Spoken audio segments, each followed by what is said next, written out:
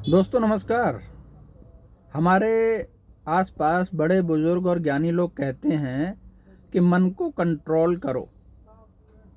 खास तौर पे विद्यार्थियों को समझने के लिए आज का यह वीडियो मैंने बनाया है। मन क्या है, इसको कंट्रोल कैसे करें, समझिएगा। मैं प्रयास कर रहा हूँ, हो सकता है कहीं चूक हो तो आप मुझे कमेंट में बताइएगा, मैं सुधार करने का प्रयास करूँगा। जी हाँ, हमारे शरीर में एक पार्ट है मस्तिष्क, जिसको ब्रेन कहते हैं। ब्रेन एक हार्डवेयर है, हम उसको छू सकते हैं, देख सकते हैं। अगर मैं कंप्यूटर की भाषा में आधुनिक युग के हिसाब से समझाऊं तो उस हार्डवेयर के दो सॉफ्टवेयर हैं, एक मन एक बुद्धि। ये दोनों ही सॉफ्टवेयर हमें विचार देते हैं, थॉट प्रोड्यूस करते हैं। दोनों का प्रोसेसिंग सेम है, लेकिन एक अंतर है जिसको समझने के बाद हम मन पर कंट्रोल कर सकते हैं बुद्धि के द्वारा।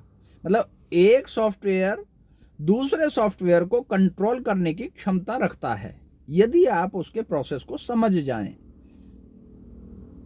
तो आप इसी सॉफ्टवेयर से दूसरे को कंट्रोल कर लेंगे। जैसे मन हमें हमेशा बिना किसी रिजल्ट की चिंता किए विचार देता है।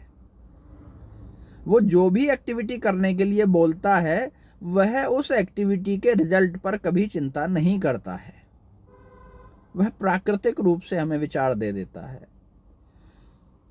और जो एक्टिविटी करने के लिए मन कहता है, उसी एक्टिविटी का पास्ट में क्या रिजल्ट रहा है, फ्यूचर में क्या रिजल्ट हो सकता है, इस डेटाबेस पे एनालिसिस करके जो दूसरा विचार हमें मिलता है वो बुद्धि का होता है। बुद्धि हमेशा रिजल्ट की चिंता करके हमें विचार देती है। तो दोनों की पहचान बड़ी आसान है। बिना किसी रिजल्ट की चिंता किए आया हुआ विचार मन का, माइंड का, और रिजल्ट की चिंता करके उस पे एनालिसिस करके जो विचार आया वो इंटेलिजेंसी का यानी बुद्धि का है। लेकिन ये अभी प्रोसेस अधूरा है। इसका एक और कंट्रोलर है जिसको हम बोलते हैं संस्कार। मन भी और बुद्धि भी दोनों ही संस्कार के अधीन ही काम करते हैं। दोनों के अंदर आने वाले विचार संस्कारों से ही पैदा होते हैं। संस्कारों का स्थान है चित्त। आप कह सकते हैं एक मेमोरी सेक्शन है। वहां पे आपके पुराने संस्कार होते हैं और नए भी होते हैं। नए संस्कार हमेशा इतनी ताकत रखते हैं कि वो पुराने संस्कारों को रिप्लेस कर पाएं, और नए संस्कार हमेशा आपके इंटैक्ट से होते हैं। यानी आप क्या देख रहे हैं, क्या पढ़ रहे हैं, क्या सुन रहे हैं, किन लोगों के साथ रह रहे हैं, कैसे वातावरण में रह रहे हैं, और वह यहाँ तक भी डिपेंड करता है कि आप क्या खा रहे हैं, क्या पी रहे हैं। बुजुर्गों ने कई बार आपने कहावत सुनी होगी, जैसा खाओ अन्न वैसा बने मन।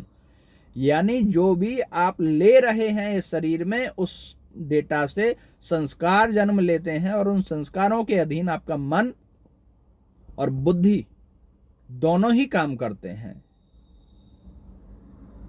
तो शायद आसान भाषा में समझाने का प्रयास किया है, आप समझ गए होंगे।